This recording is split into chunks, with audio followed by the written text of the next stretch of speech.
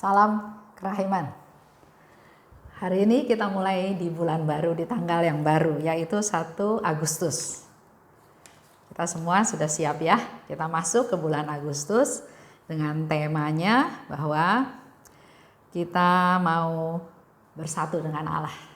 Persatuan dengan Allah.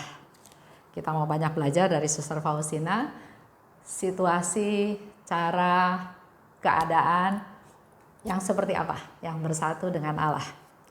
Kita mulai dengan doa pembukaan. Dalam nama Bapa dan Putra dan Roh Kudus. Amin. Tariklah saya ya Tuhan, supaya saya ada di dalam Engkau. Cintai saya, supaya saya bisa mengasihi sesama. Amin. Dalam nama Bapa dan Putra dan Roh Kudus. Amin.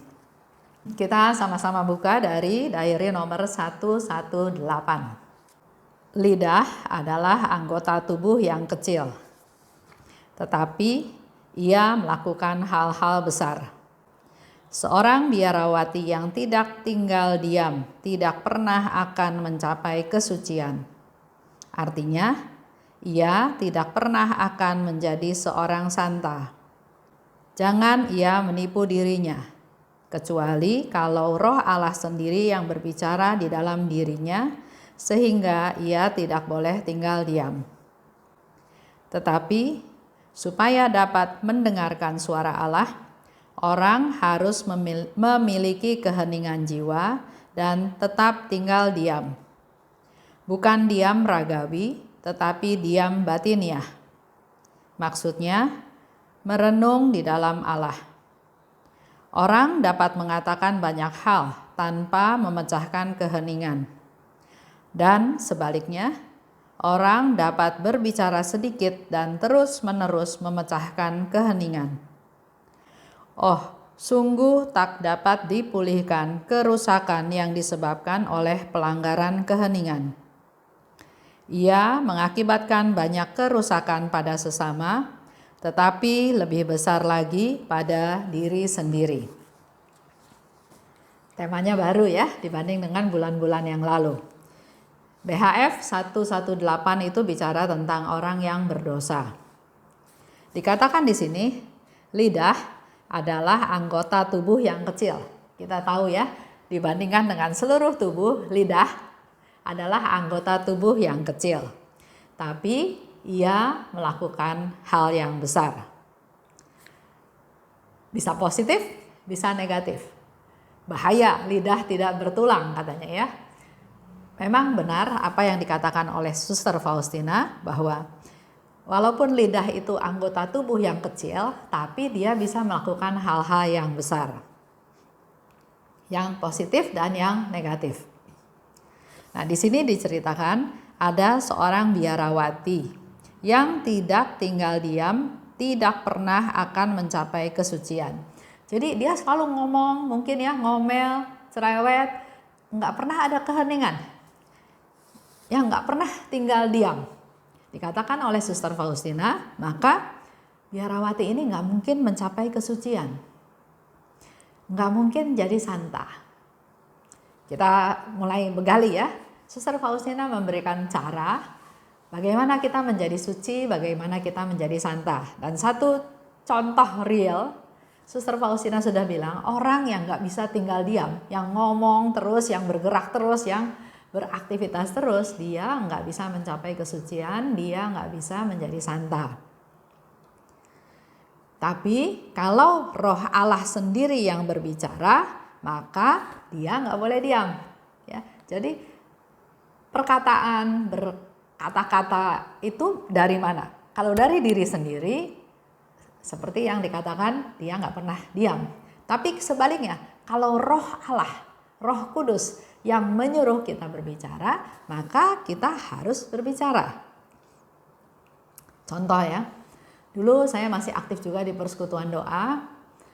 Biasanya kan ditawarin ya, siapa yang mau sharing? Dalam hati ada dorongan ingin sharing, ingin menceritakan suatu pengalaman di mana Tuhan berkarya. Tapi ada keraguan. Aduh, enggak deh, lain kali aja deh. Kalau dibanding sama orang lain sharingnya bagus-bagus. Saya sharingnya sederhana aja. Tapi dorongan untuk ayo maju itu ada. Tapi saya tahan. Enggak lah, lain kali aja.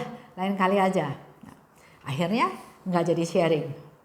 Nah, di sini saya bandingkan dengan apa yang Suster Faustina katakan. Kalau Roh Allah sendiri yang berbicara, maka saya tidak boleh tinggal diam. Kalau saya ada dorongan, harusnya saya lakukan sharing. Nggak usah malu, nggak usah dibanding sama sharing orang lain yang lebih bagus ya. Tapi kalau ada dorongan, lakukan. Dan karena waktu itu saya nggak lakukan, minggu depannya lagi, dorongan untuk sharing itu udah nggak ada. Saya pribadi punya keinginan untuk sharing. Tapi dorongannya untuk sharing itu nggak ada. Artinya apa yang mau di-sharingkan, ceritanya juga sudah lupa. Di situ saya belajar satu hal bahwa kalau ada dorongan, sharingkan. Jangan ditunda, jangan dipending, jangan nanti. Malah kehilangan momen sukacita tersebut. Kehilangan momen di mana Roh Kudus mau bekerja dalam diri saya. Jadi kita sebaiknya berbicara itu karena bimbingan Roh Allah. Bukan maunya sendiri ya. Bukan maunya sendiri. Saya ada nonton satu film cerita kenyataan yang sebenarnya ya, di mana dia ini orangnya ceplas-ceplos. Apa yang dipikir enggak dianalisa lagi dan langsung diomongin apa adanya. Akibatnya lebih banyak orang yang sakit hati, orang yang tersinggung dengan gayanya dia. Setelah dikasih tahu, dia baru pikir oh ya saya salah ya, dan dia minta maaf. Tapi besok dia lakukan lagi, karena dia enggak menjaga mulutnya, enggak menjaga lidahnya. Apa yang dipikir tanpa dianalisa langsung dikatakan. Nah, di hari ini kita belajar hanya berbicara dengan bimbingan Roh Allah. Dan step berikutnya, apa yang harus kita lakukan atau apa tanda-tandanya supaya kita bisa mendengar suara Allah? Ya, ada yang juga tanya sama saya, Bu Esther, gimana sih bedain antara itu suara Tuhan sama suara diri sendiri atau malah suara setan? Sebetulnya di dalam diary ini juga dibahas oleh Suster Faustina untuk membedakan suara-suara tersebut. Saya bahas dulu yang ada di sini ya. Supaya dapat mendengar suara Allah, Suster Faustina katakan, orang harus punya keheningan jiwa. Harus hening, harus diam. Contoh, kita bisa lakukan di ruang adorasi, di Sakramen Maha Kudus. Semua yang datang ke sana berdoa dengan diam. Kalau di Santo Andreas memang adorasinya adorasi 24 jam tapi hening. Jadi nggak ada doa spontan, nggak ada doa bersama. Masing-masing silahkan berdoa sendiri. Nah itulah latihan hening. Doa terus diam di hadapan Sakramen Maha Kudus. Jadi diperlukan keheningan jiwa. 2. Tetap tinggal diam.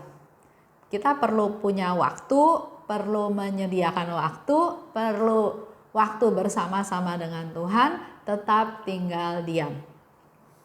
Ada juga ya di ruang adorasi yang baca Alkitab, yang doa rosario. Tapi di sini Suster Faustina katakan untuk dapat mendengar suara Tuhan kita harus diam. Yang ketiga, diam bukan diam aja tapi diam batiniah. Bukan diam ragawi, bukan diam ya. Tapi diam batiniah. Diam di dalam Tuhan. Yang keempat, merenung di dalam Allah. Kita merenung. Jadi tadi ada 4 ya. 1, keheningan jiwa. 2, tetap tinggal diam. 3, diam batiniah. Dan yang keempat, merenung di dalam Allah. Kita bisa baca firman, kita bisa mendengarkan video menggali rahmat, kita juga bisa mendengarkan penjelasan-penjelasan yang ada di YouTube ya. Dan itu direnungkan, dihayati, dievaluasi, direnungkan di dalam keheningan tersebut sampai akhirnya kita bisa memperoleh pencerahan. Dikatakan lagi oleh Suster Faustina bahwa Orang dapat mengatakan banyak hal tanpa memecahkan keheningan. Orang dapat mengatakan banyak hal tanpa memecahkan keheningan. Contoh ya, ada suami istri. Nggak tahu ada problem apa. Mungkin setelah 20 tahun lebih, tiba-tiba saya dengar suami istri ini berpisah. Ya, suaminya sendiri, istrinya sendiri. Problemnya persisnya saya nggak tahu apa. Tapi yang saya tahu dia berpisah. Ya sudah berpisah ya. Nah, tapi suatu hari si istri ini dengar suaminya sakit stroke. Dia sebagai istri timbul rasa iba. Biar bagaimanapun ini adalah suami saya. Biar bagaimanapun dia adalah ayah dari anak-anak saya. Biar bagaimanapun ada masa sukacita, ada masa kegembiraan sekian puluh tahun. Pada waktu si suami ini stroke, tidak ada yang urus, maka si istri memberikan tawaran. Udah, kamu balik lagi ke rumah, kamu tinggal di rumah saya siapin satu kamar, saya siapin satu suster buat jaga kamu, supaya hidup kamu lebih terjamin. Ya karena suaminya sudah tidak punya daya apa-apa ya, stroke, dia juga nggak bisa kerja, dia juga nggak bisa jalan. Akhirnya dia mau pindah lagi ke rumah istrinya. Nah di sana si istri melayani suami, tidak dengan kata-kata, tapi dengan tindakan, dengan sikap. Ya, dia selalu melihat, dia selalu menengok keadaan suaminya setiap pagi. Dia selalu memberikan instruksi atau bertanya kepada suster apa yang dibutuhkan dan apa-apa yang harus dilakukan oleh suster tersebut terhadap suaminya. Itu dilakukan hari lepas hari tanpa henti. Jadi dalam hal ini dia mengatakan banyak hal. Sebetulnya mengungkapkan rasa kasihnya, rasa kasihannya, rasa pedulinya, rasa empatinya ya.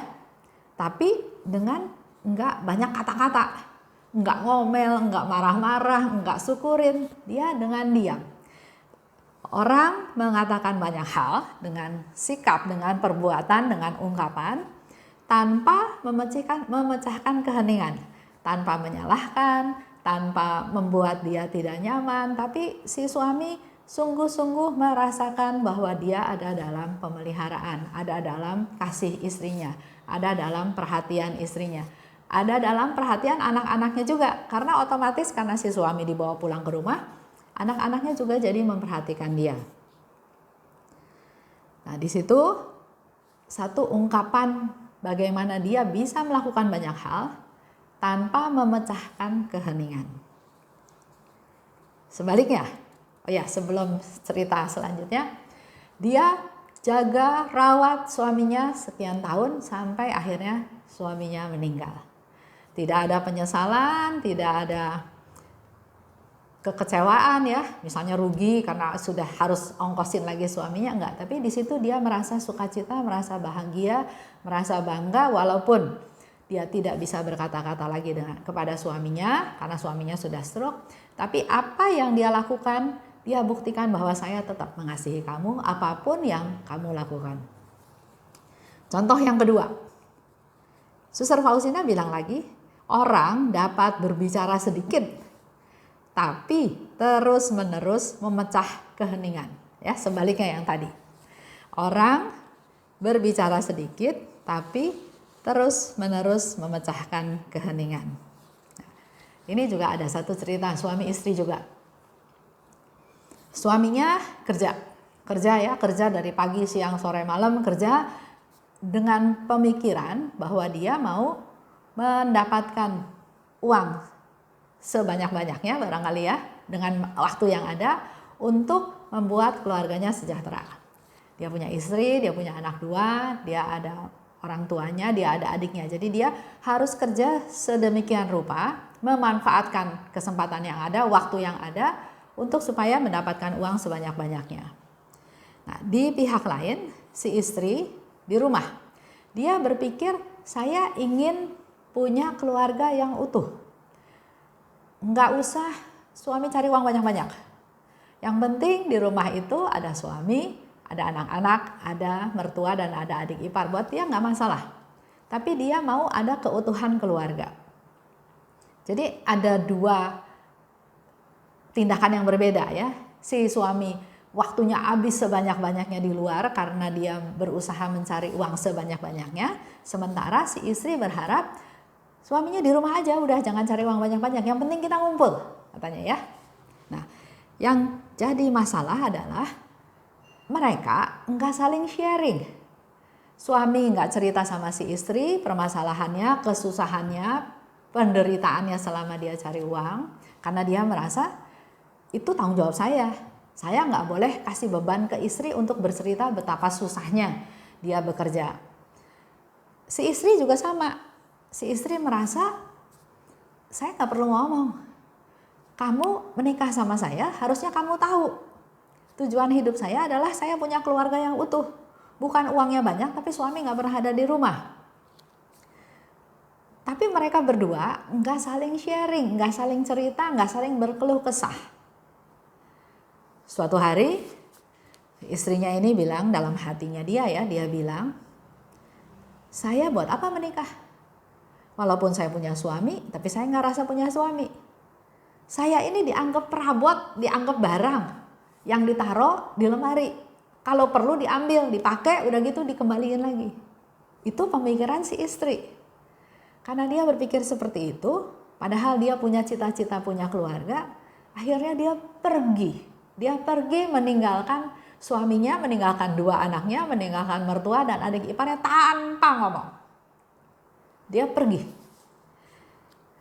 Di sini yang mau dikatakan, bicaranya sedikit, bahkan dia nggak bicara. Tapi memecahkan keheningan. Karena setelah perempuan ini pergi, si suami bingung. Saya salah apa? Nyeleweng enggak? Selingkuh enggak? Saya habis waktu dari pagi, siang, sore, malam untuk kerja, untuk cari uang, untuk keluarga. Saya salah apa? Karena dia nggak dapat jawaban dari istrinya. Bahkan beberapa lama kemudian istrinya kirim surat cerai. Dia di situ stres berat. Dia merasa gagal jadi suami karena istrinya pergi. Akhirnya dia mabuk-mabukan, dia hidup gak benar, utang sana, utang sini, akhirnya rusak. Nah, ini satu fakta di mana bicaranya sedikit. Nggak ada komunikasi bahkan ya, masing-masing dengan pikiran sendiri, dengan pendapat sendiri. Tapi yang terjadi adalah heboh. Keluarganya berantakan. Anak-anak jadi nggak punya orang tua, akhirnya mereka nggak punya orang tua. Si ayah mabuk-mabukan terus lari keluar negeri tanpa berpikir tentang anak-anaknya. Si ibu juga tinggalin anak-anaknya sama neneknya. Anaknya dua, akhirnya yang satu meninggal. Itu semua diakibatkan karena bicara yang sedikit. Nah, oke. Lanjut ya, saya kembali ke cerita yang tadi. Dikatakan lagi oleh Suster Faustina, kerusakan yang disebabkan oleh pelanggaran keheningan menyebabkan kerusakan pada sesama, tapi lebih besar pada diri sendiri. Kerusakan yang disebabkan oleh pelanggaran keheningan. Yang rugi siapa? Yang rugi orang lain, tapi dia sendiri juga rugi lebih banyak. Ini contoh sharing yang ketiga. Kerusakan menimbulkan kerusakan pada sesama dan juga pada diri sendiri ya. Ini lanjutan cerita yang tadi ya. Kerusakan pada sesama, karena si suaminya bingung, kok istrinya tinggalin dia. Saya nggak salah. Saya nggak dapat teguran apa-apa dari istri saya nggak selingkuh, saya nggak nyeleweng, saya melakukan semuanya untuk keluarga. Tapi kok istrinya meninggalkan dia? Dia bingung, dia jadi pemabuk, otomatis di tempat kerjaan juga dia jadinya dipecat. Dia jadi seperti orang yang stres, akhirnya depresi, dia salah apa ya? Tadi yang saya katakan, dia jadi mabuk-mabukan, dia jadi utang di sana sini, akhirnya mencuri uang keluarganya juga. Itu kerusakan untuk diri dia sendiri, akibat ditinggalin istri. Kerusakan terhadap anak-anaknya, anak-anaknya jadi nggak punya ibu. Akhirnya anak-anaknya juga nggak punya ayah, ya, karena satu adiknya juga akhirnya meninggal. Nah, kerusakan pada diri sendiri, si istri ya yang ninggalin suaminya. Dia pikir yang dia lakukan benar, tapi waktu anaknya sudah besar, anaknya juga nggak mau ngaku itu mamahnya. Kamu membuat saya nggak punya ibu. Kamu merusak rumah tangga kamu sendiri sehingga saya nggak punya ayah, sehingga ayah saya rusak, ya. Akhirnya dia jadi orang yang kesepian, yang hidupnya sendiri, bahkan dia tetap masih menyalahkan orang lain. Dia menyalahkan ini semua gara-gara suaminya. Itulah salah satu akibat bicara yang sedikit yang menimbulkan kehebohan. Itu hari ini yang Suster Faustina ajak kita untuk menjaga lidah, ya. Kata-kata bisa positif, bisa negatif. Mari kita lihat apa PR kita ya, apa tugas kita. Dari cerita ini kita bisa tahu powerfulnya lidah, ya. Lidah bisa bicara yang positif, bisa bicara yang negatif, bisa memotivasi orang, bisa membuat orang jatuh, bisa membuat orang tidak berdaya, bisa membuat orang rusak. Mari kita jaga lidah kita masing-masing. Kita perlu hening untuk mendengar suara Allah. Dan yang ketiga, kita perlu diam batiniah. Diam batiniah itu adalah kita diam merenungkan firman Tuhan, merenung di dalam Allah. Ini bisa kita lakukan pada waktu jam kerahiman. Merenungkan sengsara Yesus, kita diam di dalam Tuhan, diam batiniah, dan biarkan Tuhan berbicara. Biarkan kita mendengar suara Tuhan. Baik, itu aja untuk hari ini. Kita tutup ya dengan doa penutup. Dalam nama Bapa dan Putra dan Roh Kudus, amin. Terima kasih Bapa atas pengajaran pada hari ini, di mana kami mulai mau belajar mendengar suara-Mu. Mampukan kami Tuhan untuk ada dalam situasi hening, diam batiniah, merenungkan firman-Mu, dan suatu saat nanti kami percaya kami juga diberi kemampuan untuk bisa mendengar suara-Mu. Urapi lidah kami masing-masing ya Tuhan, suatu anggota tubuh yang kecil tapi bisa melakukan hal-hal yang besar. Pimpin kami Tuhan agar kami dapat menggunakan lidah kami dengan baik untuk melakukan, mengatakan sesuatu hal yang baik, yang positif. Mampukan kami juga untuk masuk ke dalam keheningan, mendengar suara-Mu Tuhan. Urapi saudara-saudari kami, anggota keluarga kami, dan orang-orang yang kami kasihi, agar mereka semua juga hidup di dalam kerahiman-Mu. Amin. Dalam nama Bapa dan Putra dan Roh Kudus, amin. Salam kerahiman.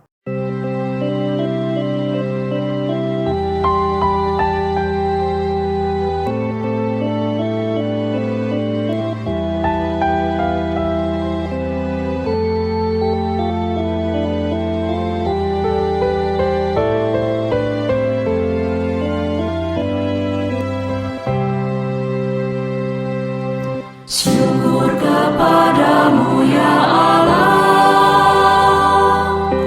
karena Engkau mengelilingi hidupku dengan perhatian-Mu yang mesra dan penuh kasih.